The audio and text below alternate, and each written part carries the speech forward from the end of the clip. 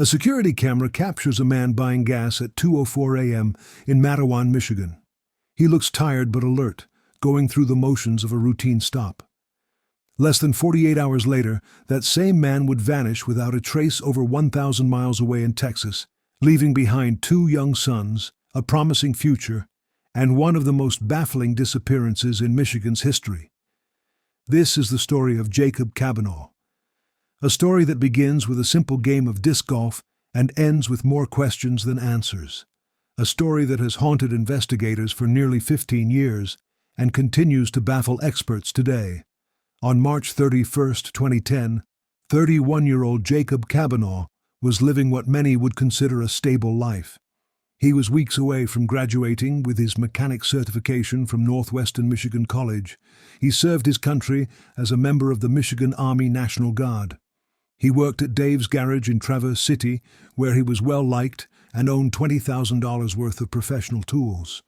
Most importantly, he was a devoted father to 2 young boys, ages 6 and 12. Jacob was the 7th of 10 children in his family, born in Grand, Michigan.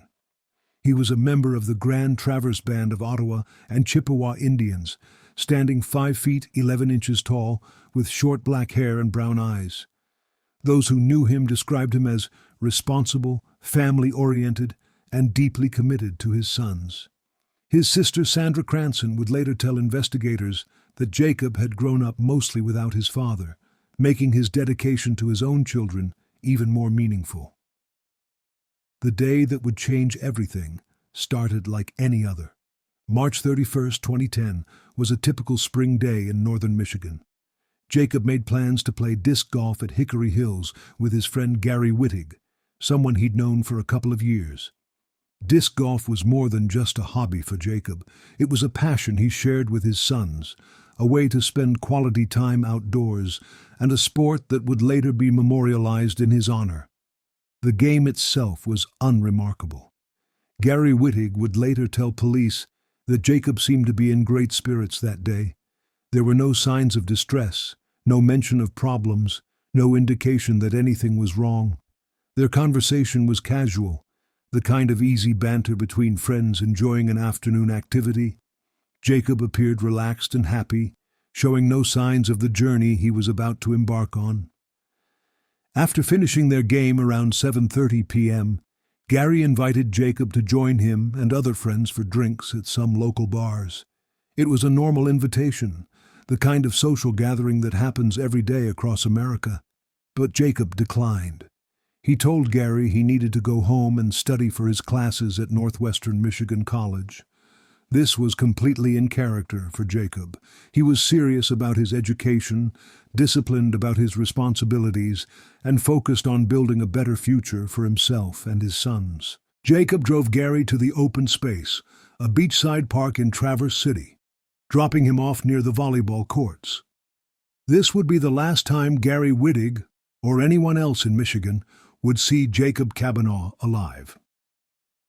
At 7:30 p.m. on March 31, 2010, Jacob drove away from the open space in his silver 2002 Chevrolet Malibu, license plate BKQ 4107. The car had minor damage on the front passenger side panel, a detail that would become crucial for identification purposes. What happened next defies explanation and has puzzled investigators for over a decade. Jacob never made it home to his mother's house in Grand, where he was staying while attending college. When he didn't return that night, his family immediately knew something was wrong.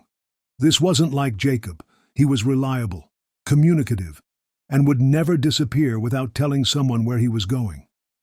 His sister Sandra emphasized this point repeatedly to investigators, saying it was totally out of character for him not to call.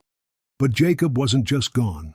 He was on the move, and the electronic trail he left behind tells a story that investigators are still trying to understand today.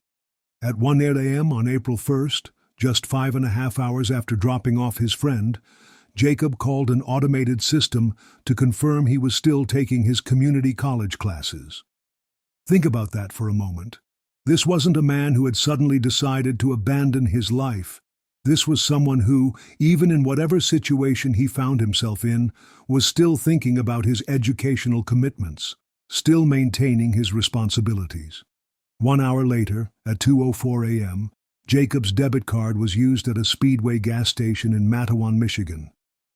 This purchase was captured on the station's security cameras, providing investigators with the last confirmed visual evidence of Jacob in Michigan. The footage shows him going through the routine motions of buying gas, but it also represents something much more significant. This gas purchase was approximately 150 miles south of Traverse City, indicating that Jacob had been driving for hours through the night. The question that haunts investigators is simple: why? What could have prompted Jacob to leave his plans, his studies, his family, and begin driving south in the middle of the night? The security footage from Matawan doesn't provide any answers. Jacob appears alone, calm and purposeful, but the footage can't tell us what was driving him to make this inexplicable journey. From Matawan, Jacob's trail becomes even more mysterious. His cell phone records show that his phone pinged off a cell tower near Springfield, Missouri, more than 12 hours after the gas station purchase.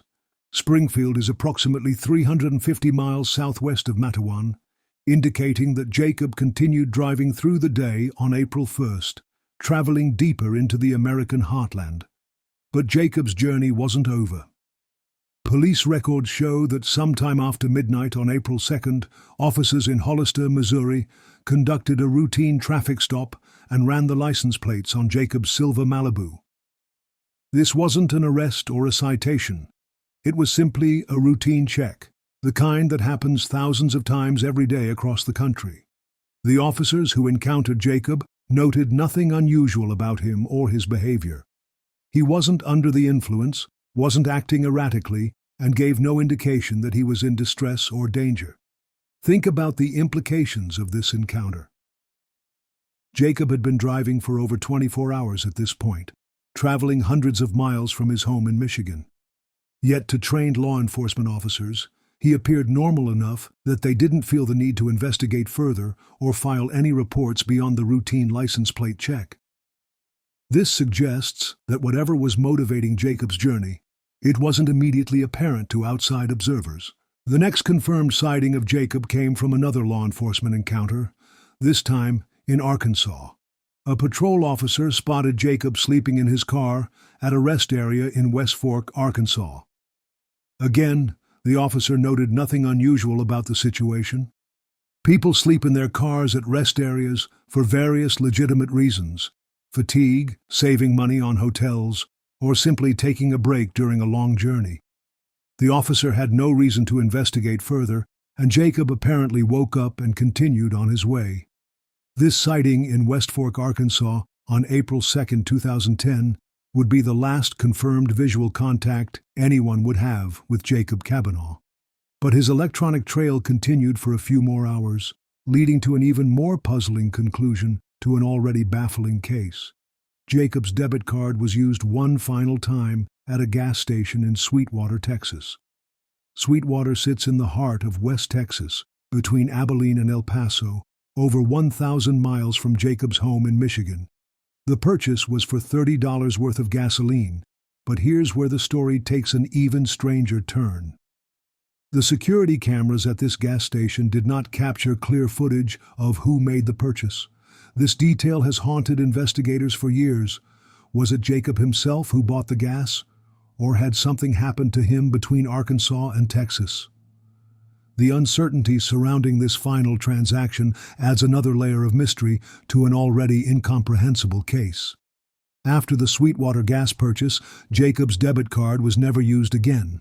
His cell phone, which had been pinging towers throughout his journey south, went silent. Whether the battery died or the phone was turned off, investigators never determined. But what they do know is that after April 2, 2010, all electronic traces of Jacob Cabinaw vanished. If you're finding this case as fascinating and puzzling as I am, and you want to stay updated on more mysterious disappearances and cold cases like this one, hit that subscribe button right now. These stories need to be told, and these families deserve to have their loved ones remembered. Your subscription helps ensure we can continue investigating and sharing these important cases. Jacob's family didn't wait long to sound the alarm. When he failed to return home or make contact, they immediately began calling friends, family members, and law enforcement. Sandra Cranston, one of Jacob's 9 siblings, emphasized to anyone who would listen that this behavior was completely out of character for her brother. Jacob was not the type of person to disappear without explanation. He was responsible, caring, and deeply committed to his children. The investigation revealed details that made Jacob's disappearance even more perplexing. He had left his cell phone charger at home, suggesting he hadn't planned an extended trip. His family confirmed that he hadn't taken any clothes, money, or personal belongings beyond what he had with him when he left for disc golf. Most significantly, Jacob was just weeks away from graduating with his mechanic certification, a goal he had worked toward for months. The case took on new dimensions in 2017, when Jacob's vehicle identification number was reportedly flagged at a possible scrapyard in Mexico.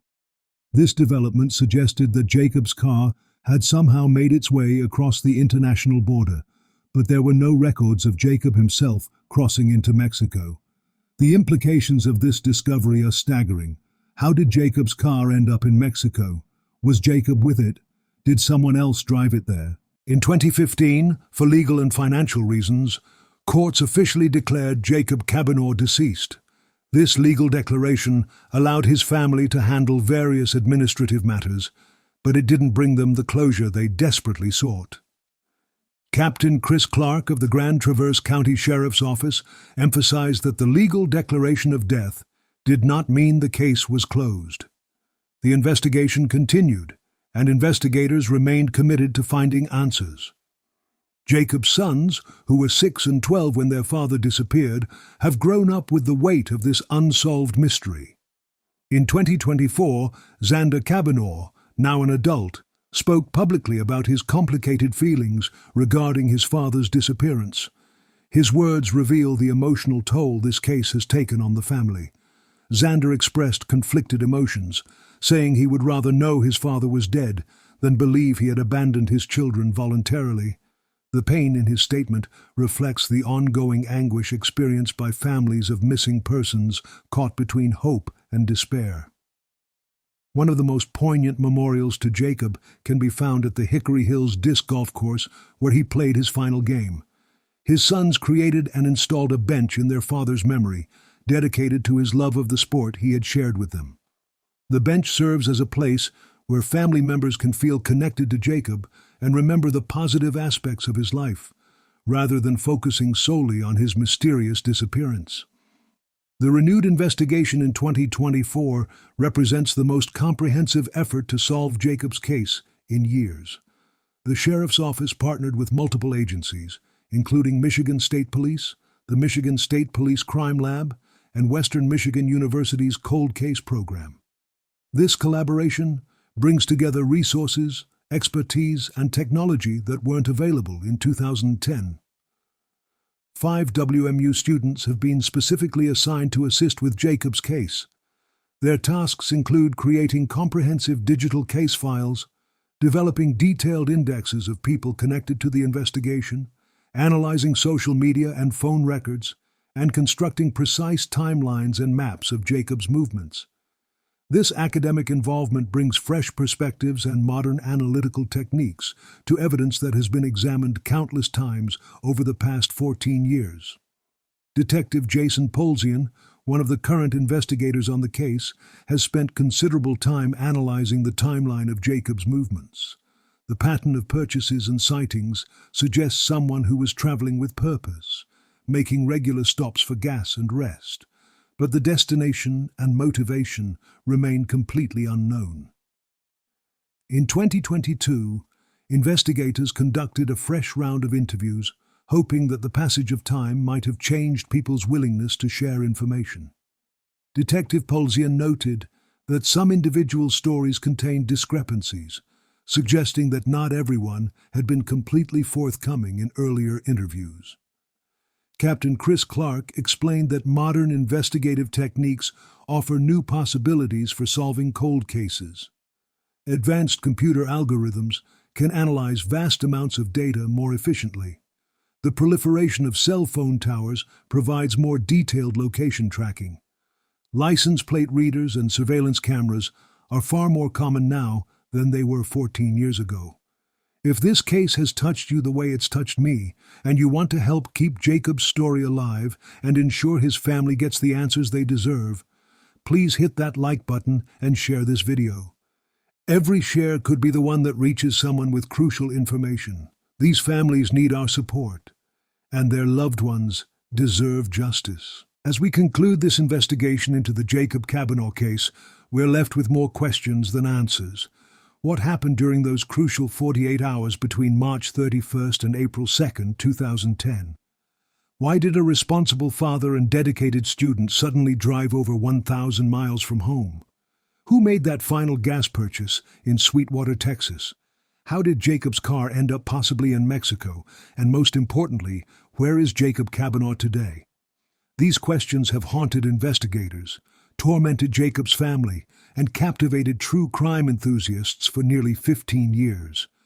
The renewed investigation offers hope that modern technology and fresh approaches might finally provide answers. But until those answers come, Jacob's family continues to live with uncertainty. His sons continue to grow up without their father, and his case remains one of Michigan's most puzzling disappearances. The bench at Hickory Hills Disc Golf Course stands as a testament to Jacob's memory and his family's enduring love. Whether Jacob Cabinaw is alive somewhere, starting over with a new identity, or whether he met with tragedy during that mysterious journey south, his story serves as a reminder of how quickly life can change, and how many questions can remain unanswered, even in our connected, surveilled modern world. If you have any information about Jacob Cabinaw's disappearance, please contact the Grand Traverse County Sheriff's Office at 231-995-5039. Your information, no matter how insignificant it might seem, could be the key to finally solving this 15-year mystery and bringing peace to a family that has waited far too long for answers. The search for Jacob Cabinaw continues, and until he's found, his story will remain one of America's most compelling unsolved mysteries.